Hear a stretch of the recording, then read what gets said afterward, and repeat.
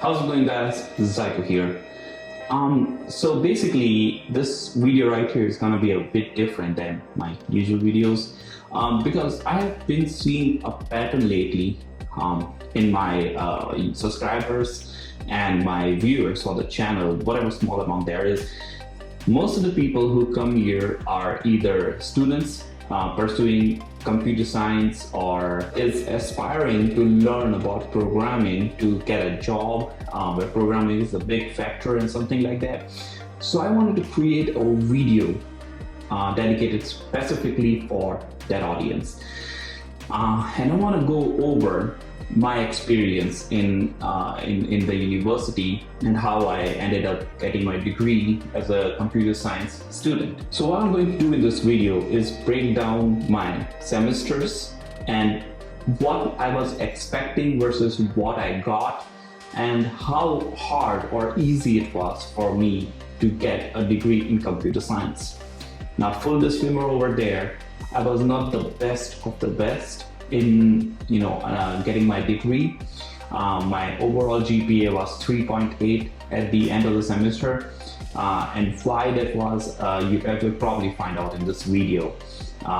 But yeah, that is just a full disclaimer out there. I didn't have a 4.0 GPA. I'm not one of those 4.0ers.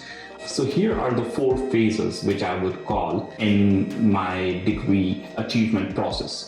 One of this is the most beginner one, and it gets more advanced as we move up the ladder. So the first one were all the fundamental computing classes. Now these were just normal classes we would take with very beginning programming and nothing much advanced. Just basically to give you like a taste of what you're getting into. Like if this is hard enough for you, I would recommend trying to change a major, not because it is very difficult for you or you're not have the ability to complete this course and be a computer engineer. It's just everyone has different taste, and there's nothing wrong with it. If you feel like this is not something you are made for, or this is not something which you can invest yourself in, then this is basically like the early warning that hey, you might want to change. Maybe there's something else out there for you. So that is what I'm going to recommend you guys for this, because this classes is the easiest classes. They were basically introduction to, I believe my first ever class was introduction to a Java class. After that I took some classes which had C++ as my major. Look at and then there are classes relating to x86 Irvine and all that. A lot of like introductory computing class was right here. One other class I never got, which I really hoped that they would have something relating to that, was my first ever Python class. I had to take a Python class outside of the university online and never got one of the introductory classes to that. However, later on I found out that the more you advance, the more you go towards the other side of this chart, learning programming becomes very easy for you, because you kind of have an idea of what exactly to expect. Throughout all the programming languages, a lot of functions are very similar. They don't have something very dramatically new. Maybe if you take away the very in-depth languages like x86 Irvine assembly language and such, most of the programming languages are very simple. Very similar. That is basically what you should expect at the very beginning. It is all literally just giving you a taste of what you're getting yourself into. That's the best way I know how I can put it. The second stage was an introduction to real computer science. When you get into these classes, they will give you an idea of how to think like a programmer. It is very interesting when I tell this to someone, because they're like, how do programmers think? Well, I have to tell them then that all of us are really aliens, came from Mars to control the Earth. But in all seriousness, these classes basically allow you to have a mindset of a computer programmer, of how to achieve a problem. Like it's funny, like when I'm here working as a computer programmer, most of my job is not even to code, to be honest. It is to think how to code. if that makes any sense. It's basically to, let's just say if a problem comes in front of you, the first thing you wouldn't do is go ahead and start coding to resolve the problem. Most of the time, the task is to think how to resolve that problem. If someone comes to you and asks you, I want a navigator which can navigate everyone to this specific location, no matter where they are on the planet, you wouldn't go ahead and start to code, because there is no way you will know how to code it instantly.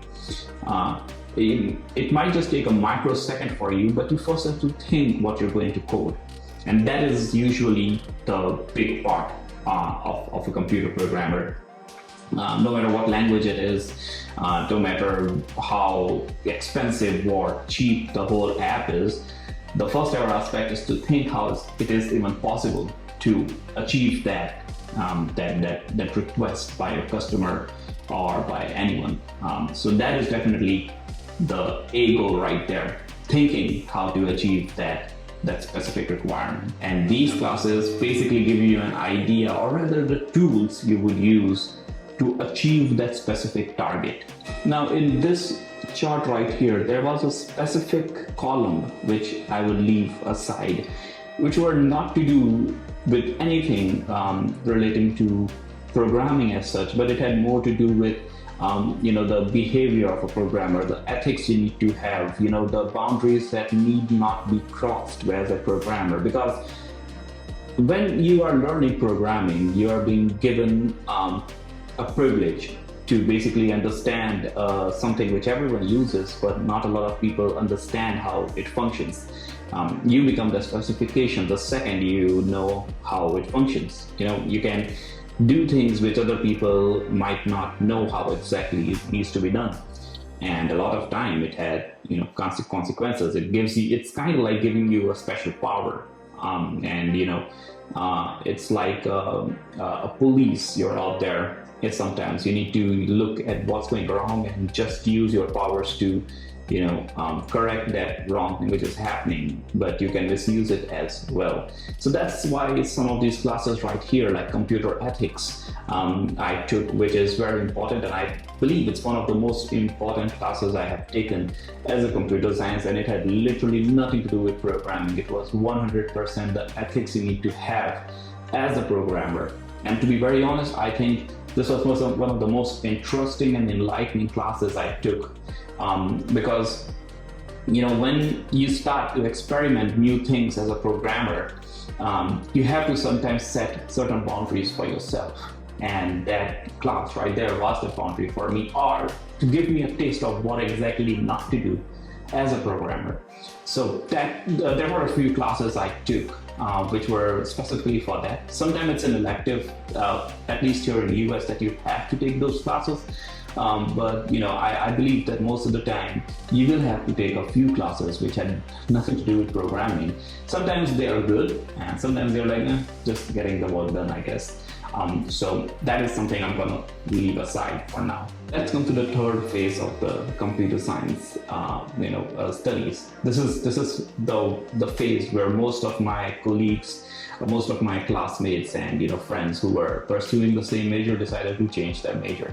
This is where it goes from level 2 to honestly level 3000. Things start getting all crazy everywhere. It's like opening that big treasure that was there all this while, but understanding that treasure and how to use that treasure is where it takes the toll most of the time. These were the classes which were basically real world computer programs and real world computer problems where you have to solve. It's not something you're being taught because you're new, and no, they take you as a literal candidate to be a computer programmer at that point, and they go all out at you. These classes were basically the core of what you will be doing in real world.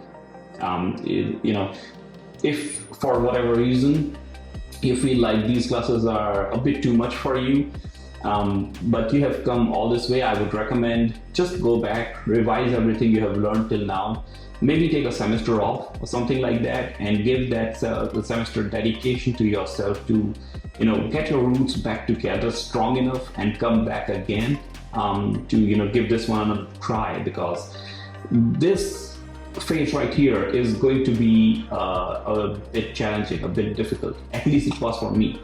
And this phase was where, I dropped my 0.2 GPA at the end of the semester, because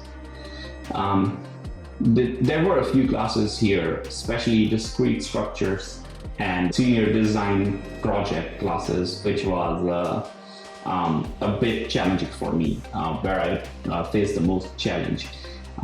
And towards the very end, when I got my grades back, to be very honest, I was surprised that I even passed those classes, because they were really difficult and challenging for me. But this is how it goes on. If something happens and you are satisfied with your own result, it does not mean that you have to, no matter what, achieve that forever perfect goal all the time. Sometimes you need to be happy with what you have at the end of the day. And if you are happy, that's all that matters. If you're feeling confident enough with whatever grade you got, that's all that matters. And everything else is secondary. So as long as you are okay with that, I think that's all matters. But if you feel like, you want to give it another try, you want to give it another shot, go for it.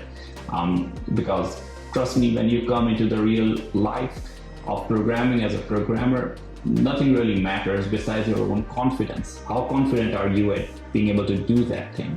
And, college is all about that. You got to get your own confidence and your own expertise on that thing, no matter what everyone else says. Even if you have like a really bad GPA, but you feel really good about it, that's all that matters. But at the same time, if you have a really good GPA, but you're not confident enough, then again, it's up to you. If you want to give it another shot, go for it. That's all I'm gonna say. Then comes the phase 4. To be very honest, phase 4 was more like, once you have done phase 3, phase 4 was more or less pretty much like, getting towards the degree done, getting that graduation degree finally in hand. Honestly, that was literally it for me, because at that point you have faced so much of difficulties, and programming is not working, and debugging the whole code entire night just to find one error. It's something which you just go through. Honestly, that was at least that for me. There were no classes there where I faced a lot of issues or difficulties with. Majority of the time, the biggest difficulty I faced was not having enough time to look at one program specifically, just for that one logic error somewhere, which was causing a weird error at the end of the day. That was really much for me. Most of the time, at least in my college, in this specific phase, or a few classes also in phase 3, where you would have group projects. So you can always divide and rule, and that, I believe, that is a really good task of having group projects. Some people hated it, and I know I was, to be honest, sometimes one of them, where I was like, if I would only do this whole project by myself, that would be great. But A, I never had enough time to do it, and I knew if I was given the task, I wouldn't be able to do it. And B, till this day, I have never met anyone in real world computer companies or software companies who have worked on one program all by themselves. Unless they are one of the top 10 programmers, maybe. Even then, most of the time, they had someone do the work for them. All they had to do is make sure that it was crisp enough to be published out there. So that is definitely one of the big tasks, I would say, I had to face throughout my college life, where I was not comfortable enough at beginning, being in group projects, but by the end of the college term, it was like an obvious thing, Actually, to be honest, in this 4th phase, if someone came to me, a professor, and be like, hey, this is the project you have to do yourself, most probably I was not going to submit that project by the end of the day, or if I would have, it would be the worst project ever, because I didn't have any time at all at the end of the semester. It was all about, just getting done with college and start making some real money, because I was broke and wanted to get some, credibility for all I was doing till now. And that pretty much was honestly the 4th phase for me in college. So in summary, what exactly was the whole college for? Was it, good enough for me, or would I say that I probably would have been here even though I would have skipped it? Well, once again, I think this is more of a subjective question. For me, college was good for me because even though I had basic understanding of computer science, and one may argue that if I would have started in a company as an intern, I eventually would have learned the same thing but have earned the money at the same time rather than having lost all the money I had in the college. College was more like a sandbox. You could make mistakes there and there would not be dire consequences. You wouldn't be threatened about losing your job all the time. It was somewhere where you had someone you could always call and mail and go to their offices and ask questions and get an answer back so that you can form your own computer personality at the same time. It was somewhere where you met a lot of great minds, a lot of great people, and a lot of great colleagues with you who will be there as a computer friend of you forever and ever, and you can ask them questions whenever you feel like it. College was somewhere where I made a lot of contacts. Getting a good job is not always necessarily about being good at what you do. It's also about knowing the right person and being at the right place at the right time. Most of the time, that right time is being in college, and right place is also being at college.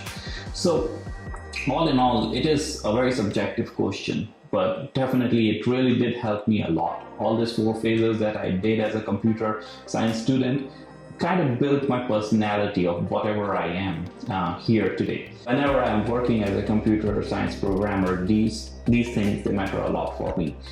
And that's pretty much about it. To be very honest, I don't think I can ever say anyone that yes, you should definitely go for college, or no, you should not go for college. It is something that you have to ask yourself.